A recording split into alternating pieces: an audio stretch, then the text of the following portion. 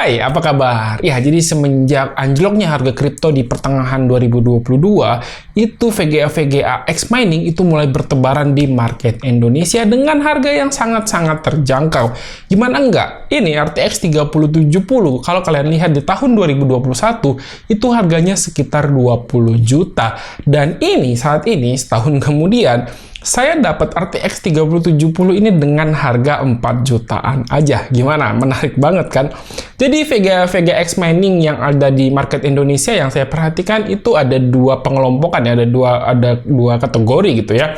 Di mana VGA X Mining yang itu masih garansi resmi dari distributor Indonesia dan juga VGA X Mining yang berasal dari market luar negeri. Jadi di video ini saya mau cerita pengalaman saya beli VGA RTX 3070 dengan brand Colorful, tipenya adalah iGame Advance OC yang bekas mining ini. Saya mau berbagi cerita dan juga ngasih sedikit tips ya buat kalian yang mungkin awam yang pengen punya VGA dengan spek yang lumayan tinggi dan juga harganya cukup terjangkau. Nah, mungkin bagi banyak orang bakal mikir seburuk itukah VGA X Mining? Jawabannya sih bisa iya, bisa enggak. Semua tergantung barang yang akan diterima nanti, dan ini emang paling sulit untuk diprediksi.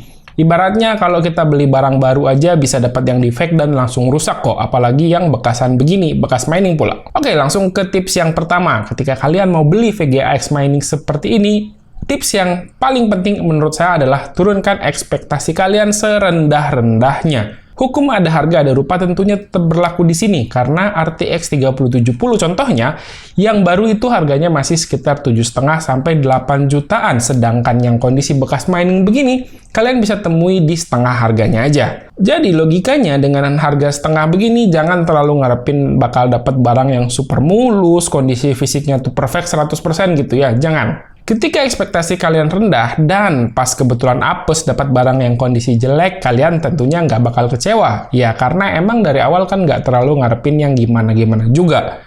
Sebaliknya, kalau kalian pas lagi beruntung itu dapat barang yang bagus, kalian akan bahagia karena emang ekspektasi dari awal kan nggak tinggi-tinggi banget. Contohnya di VGA yang saya dapat ini kondisi fisiknya itu bisa dibilang 90% lah, dengan beberapa lecet di sana-sini, dudukan pengunci baut yang bengkok, dan beberapa baut yang hilang. Kondisi fisik begini bagi saya nggak begitu masalah, selama fungsinya bisa berjalan 100% normal. Tips kedua dari saya adalah kalian sebagai pembeli harus rewel sama sellernya. Seller VGA X Mining gini biasanya punya beberapa stok untuk satu VGA yang sama. Nah, kalian sebagai pembeli wajib banget untuk tanyakan spesifik terhadap barang yang akan kalian terima, bukan barang yang mereka foto di iklan, karena yang difoto di iklan kan bisa aja udah laku. Tanyakan kondisinya, histori penggunaannya, gimana suhunya pas dipakai, tanyakan apakah pernah dibongkar atau belum, atau sekalian minta divideokan fungsi dari VGA yang akan kalian terima nantinya.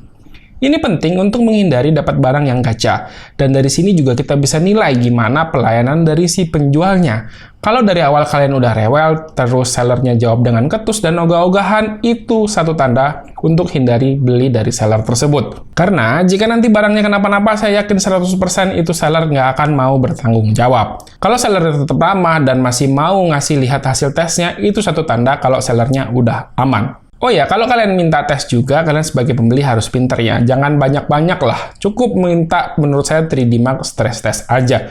Karena itu sebenarnya udah cukup untuk mengukur VGA-nya bakal berfungsi normal atau enggak. Contohnya, seller di tempat saya beli ini cukup ramah dan juga welcome banget ketika saya minta hasil tes satu persatu.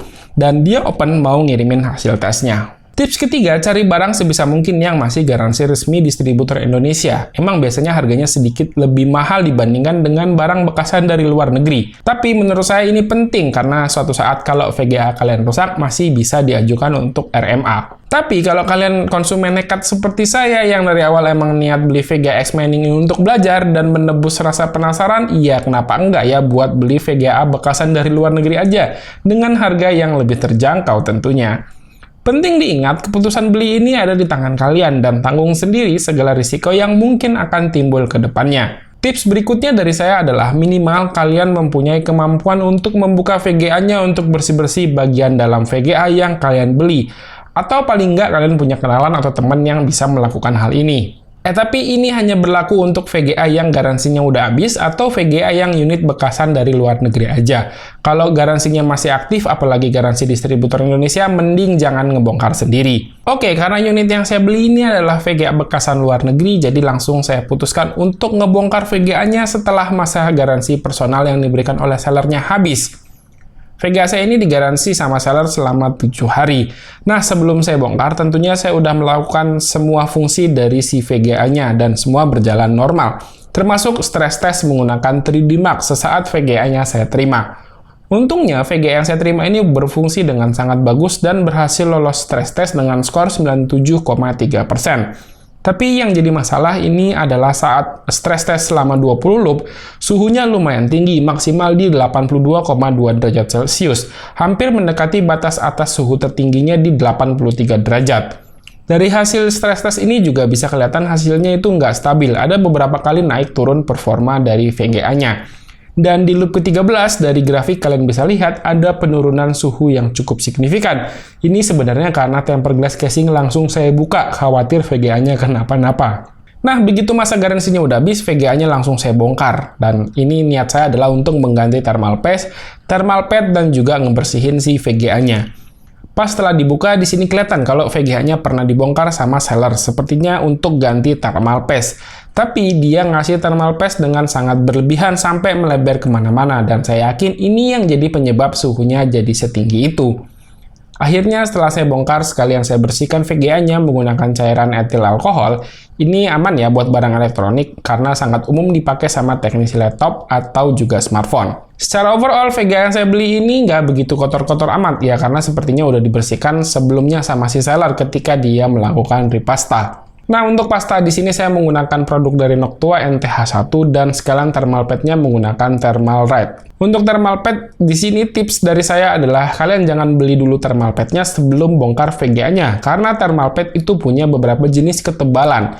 Nah, setelah dibongkar dan tahu beberapa ketebalan thermal pad yang kalian pakai di VGA kalian, barulah kalian beli thermal pad yang sesuai.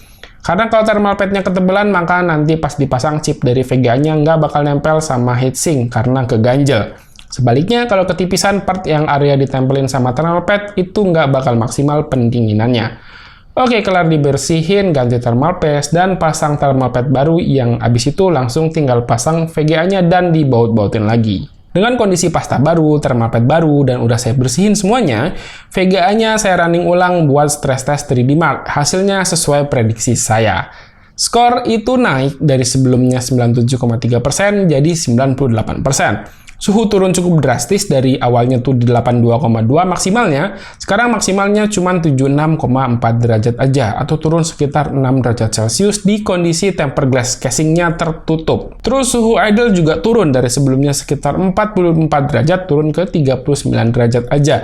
Dan performa keseluruhan ini sangat lancar dan stabil seperti yang kalian bisa lihat di grafik. Dan tips terakhir, sebenarnya ini adalah opsional, nggak wajib.